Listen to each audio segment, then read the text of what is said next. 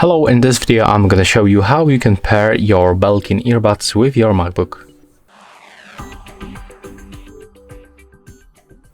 So first of all, you have to open this charging case, and then you have to remove the left and the right earbud.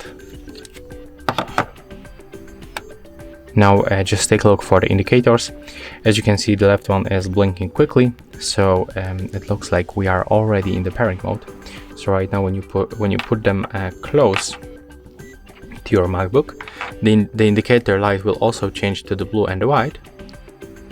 You have to open the Bluetooth settings, and from the nearby devices list you have to select your Belkin SoundForm Buds. Click on the connect button, and as you can see right now we are successfully connected. And that's all for this video. Hope you like it.